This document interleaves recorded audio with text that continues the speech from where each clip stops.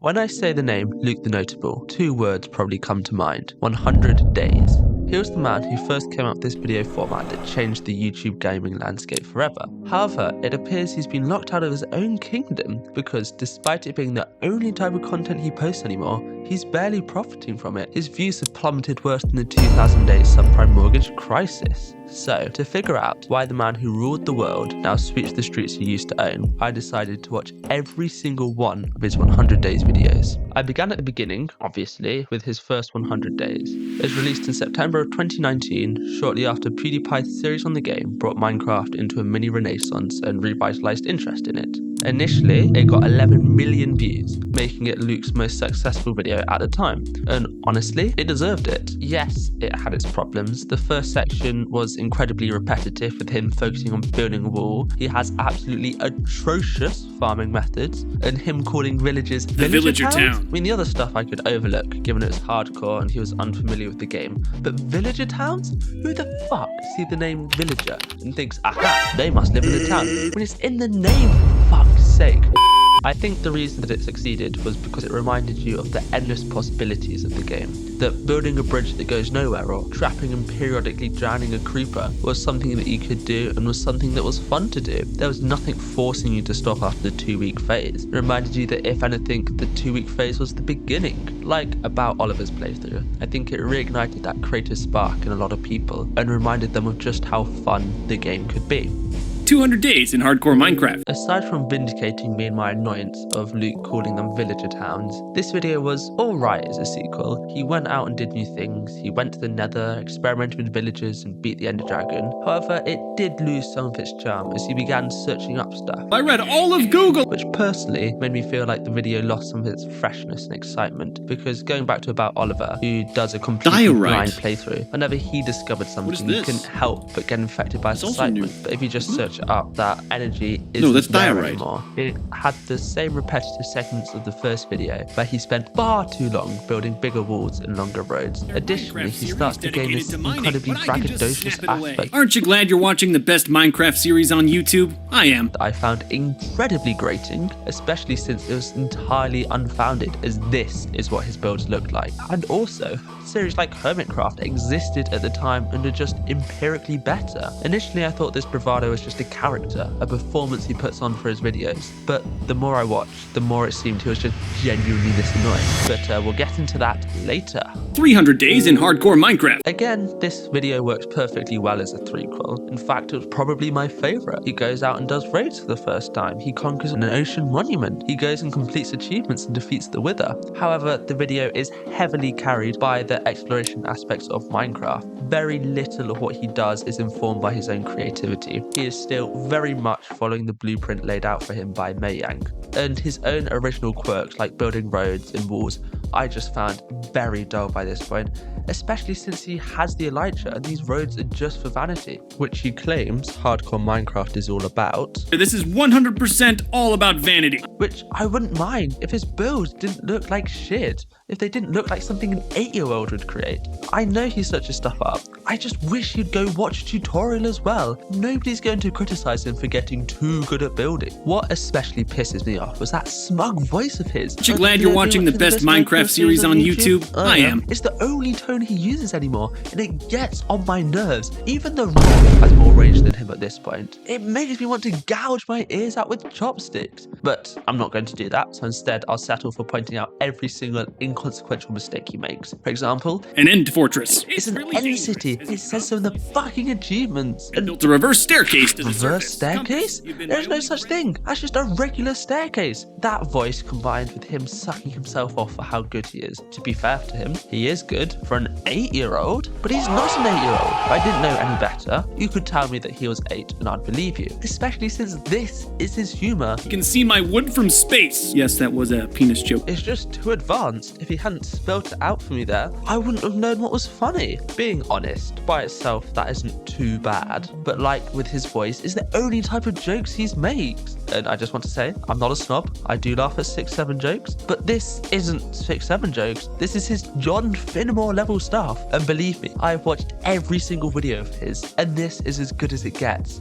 I understand that there's an audience for this stuff, and no hate to them or to Luke. This is just a personal opinion. Editing me here, before I continue, I should caveat that everything here is an opinion. It's not an attack on Luke's character. I feel no hate towards him, and I'm happy that he's done well for himself. Am I jealous of his success? Yes. Yes, I am. I feel some of his videos are very undeserving, but we'll get to that later, so please don't harass me. Don't harass him. You can disagree civilly in the comments below. Anyway, having said that, on to 1000 days.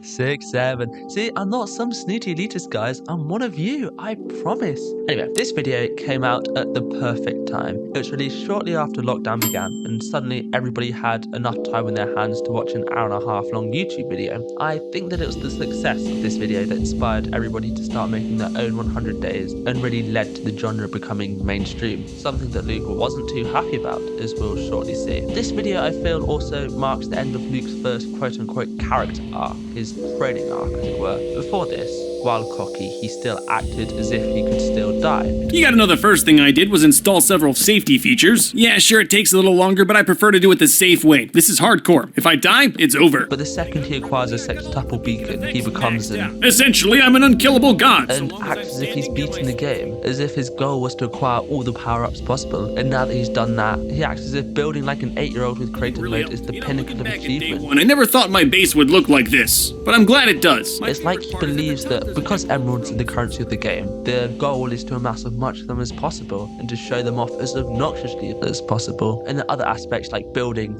redstone and farms are just peripheries, only useful if they help you to acquire or show off your emeralds. This shift also comes with another issue. Since he believes the only thing left for him to do is either gather emeralds or show them off, he doesn't really undertake any substantive projects that would force him to challenge himself or improve at the game whatsoever. A good example of what I mean by this is SB737, who undertakes massive projects that actually warrant the 100 days time tag. Instead, we're watching Luke potter about building monuments to himself. This is a giant monument to myself. Making small builds to celebrate what he's done in the game, or just doing raids and trading with villagers. This lack of direction makes the video feel ponderous, and combined with the poor pacing, as he has to include something from every day, which means that boring tasks that take ages get more screen time than exciting things that happen over a shorter period. And this just means that the video feels flat and boring. 2000 days in hardcore Minecraft. He didn't do on the intro thing, so that's why I'm filling in. One of the worst videos by far. He fails to achieve anything he hasn't already done before. He completes more raids, he gets more emeralds, he builds the same blocky builds, and he sucks off how good he is. I'm just too strong. The best way I can think to describe it is as background content. It's something you'd put on while doing a monotonous task, like watching every Luke the Notable video 100 days to help the time go by. It's something that you can briefly tune into whenever your attention lapses and not have to rewind the video to understand what's going on. Because each day receives a similar amount of time, it means there's no build-up of tension or drama. Everything trundles along with the same shade of beige the entire time. I think Luke realised that he didn't have much to do in this world anymore, not the way that he was playing it, so he instead decided to switch over to start doing challenge 100 days, and thus tries to copyright the format to stop anybody else muscling in. The only problem with these challenges is that they were piss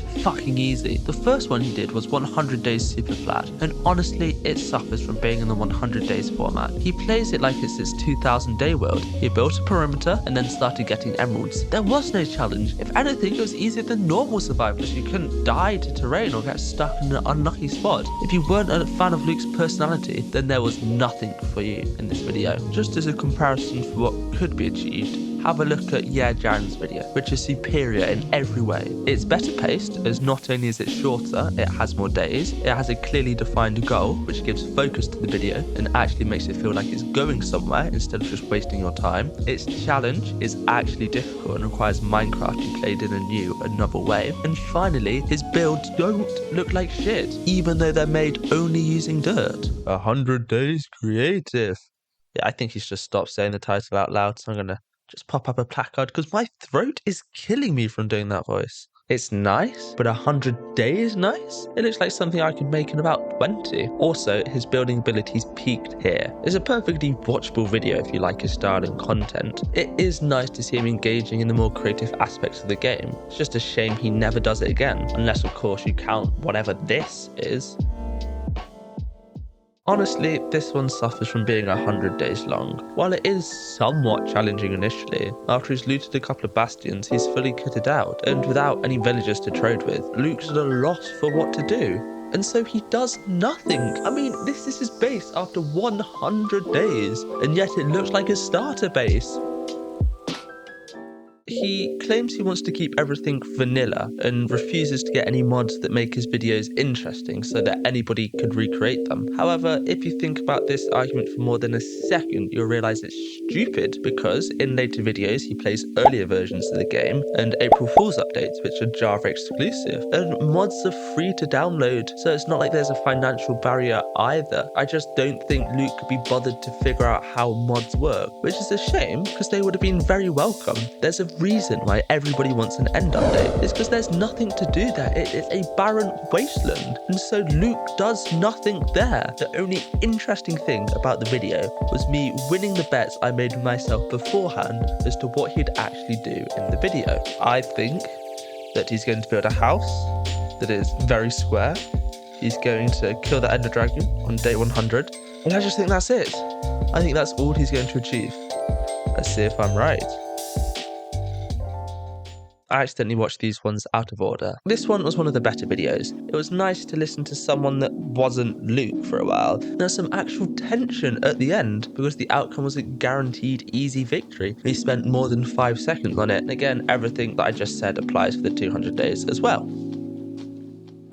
This video is just him doing what he did in the first 300 days in 69 days, and it is actually a decent video. It has a genuine challenge above just surviving, which is seeing how much he's improved, but that's not what makes this video interesting to me. It's this moment here. Listen, if they didn't want people stealing their stuff without credit, they should have trademarked it. They created it, so they have a right to. Anyway, this is the best roof that I've ever made ever. There's no way I could have done any of this on my own. Stealing ideas is the way. Until this point, I was willing to be charitable and to assume that his ego was all an act, just a character for the camera. But this is such a sarky comment that is so wholly unnecessary that it makes me believe that he's genuinely upset other people are using his idea to create their own content. I'll get into why I think the 100 days format became so successful in a bit, but this moment to me suggests that Luke himself doesn't understand why it took off in the way that it did. I think that in this moment he genuinely believes that his idea is so special and so great that the only reason other people's videos are a success is because they have the word 100 days in the title, and that the actual content of the video doesn't matter. Now, you might think that's a bit of a logical leap, but believe me, when you have spent as much time watching his videos as I have, you get to know a man. And like I said, I was making predictions as to what he'd do in each video, and I was putting up prime Steph Curry accuracy numbers, okay? I was making basket after basket. I think he's probably just gonna like bore a hole into a wall and call it home.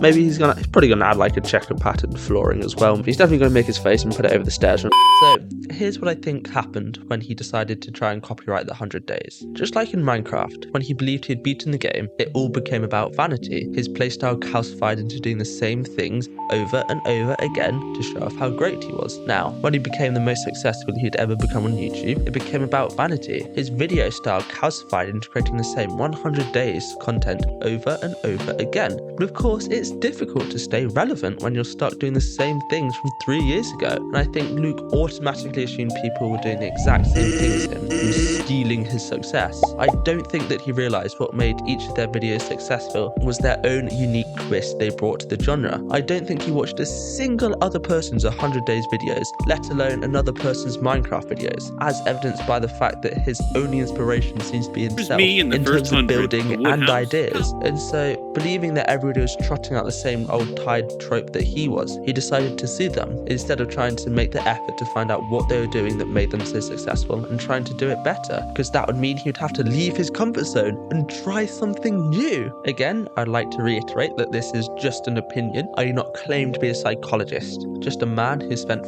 far too much time watching Luke the Notable than is healthy. Because I value your time, I'm going to gloss over the next couple of videos as they contain nothing that I haven't already talked about. The next video showed that all the to take from is 100 days AFK. It confirmed without a shadow of a doubt in my mind that Luke's ego is definitely not an act, and he is just a man who thinks very highly of himself. Perry writes, how did you come up with the name Luke the Notable? Well, Perry, the short answer is Luke the Great was taken. Who creates a gamer tag solely dedicated to glorifying yourself in real life? I mean, the whole point of video games is to act as an escape from that world. I mean, it's like if I called myself Bantam Big One, well, it made me true. It doesn't make it any more tasteful a username. But he also talks about why he thinks the 100 days became so popular. When people see 100 days or 100 drops, they know without even clicking on the video that a lot of time has been put into that video. And naturally, his big charm was a part of it. And when you add my commentary, which can take the video anywhere, well, now you've got gold. And he's partly right in that it signifies a lot of effort has gone into the video, but lots of effort goes into lots of videos. That's nothing new. Take Jan's video, 100 days on Superflat. The 100 days part isn't the point of the video. It's getting the wood and the totem, but a video titled Getting Wood and a Totem in Superflat doesn't quite have the same ring to it, because you can't explain how difficult that challenge is with just a title and thumbnail. What the 100 days does is convey to the viewer that a challenge has been undertaken and gets them to click on the video to find out what that challenge is. And from there, the creator can then expand upon what they want to achieve in this 100 days and why it's worth watching. And I think Luke fails to understand that the 100 days is tertiary to the main challenge of the video and the creator's personality. All the 100 days is just an appealing way of packaging the video. Also, he apologized for the whole copywriting controversy, and I'm inclined to believe him. I think he does regret what he did and understands that there's something other than just the 100 days title that makes those videos good, as shown by the fact that his view count was rapidly declining at the time. I just don't think he fully understood what that other thing was that made those other creators so successful where he was failing. Again, nothing of note happens in the next couple of videos, so I'll skip straight to the 100 days desert, where we emerge into Luke's final arc, the just make a second channel at this point arc. The length of his videos double, but he does absolutely nothing to fix the lack of content within them. He starts using a mixture of live commentary as well as narration, which honestly I don't mind, as his narrator voice makes me want to rip out his larynx with a rusty screwdriver, but this actively makes the pacing issues worse. He said in the 100 days AFK video, "After the days are played, I come back and do the voiceover. For me, it's easier to do it this way because if I play the days first, I kinda know how the video should be paced out." but instead we're stuck with him narrating everything that he does while he's doing it, Make an X, make an X, make an X. thus making the only entertaining aspect of his video the dick jokes. And in my nuts. One deep in my nuts. Which is fine if you're into that, but it doesn't quite have that mass market appeal. So what I think he should do is upload these videos onto a second channel for the pre-existing fans of his style and don't mind wasting an hour of their lives, and save the main channel content for videos where he actually does something new, like the 5000 days. He claims this new style is not out of laziness, but I don't see any other reason for so aggressively degrading the quality of your own videos. This lack of effort becomes apparent in videos like the 100 Days Mansion, where he pads out 1/6 of the runtime with failed runs and not actually playing the main 100 days. This becomes particularly egregious in the 100 Days Stronghold, where he dies 45 minutes into the video and covers 100 days in 15 minutes. This feat is made easy by the fact that he spends 70 of those days fishing or standing still. No, I am not exaggerating. He spends 70 days doing nothing. I think I'm just gonna spend a few days in my cell. And of those 70 days, he goes against his own maximum of Day is special, and you should treat them as such. It's just my philosophy, and you've got to find something entertaining about each day or you won't have an entertaining video. Just skipped 3 days, Right, so I guess day coming up with an 27. extra 3 things to say was just far too difficult for him. But honestly, I respect it. Those 3 days that he skipped, they were my favourite days. It's a shit way to play the game. He found the challenge too difficult to beat, so he threw his toys out the pram and just refused to play the challenge entirely. Don't want to beat the game anymore, I just want to not die. Why would you put this on the main channel? A video of you failing the fundamental premise of the video, not you failing with honor, you failing like a little bitch and just hiding away in a room while the timer counts down. There's a reason it doesn't perform, because it's not good. Anyway, 10k likes and I'll tempt myself and post a 10-hour-long video about it. This exact same thing happens with this 10-hour-long peaceful video. It's one of his worst performing videos because he's removed all the challenge from his supposed challenge videos. It offers nothing aside from a way to listen to Luke TheNotable for 10 hours straight. If you like that, you're in the money, but other than that, it has nothing, and that's why it shouldn't be main channel content.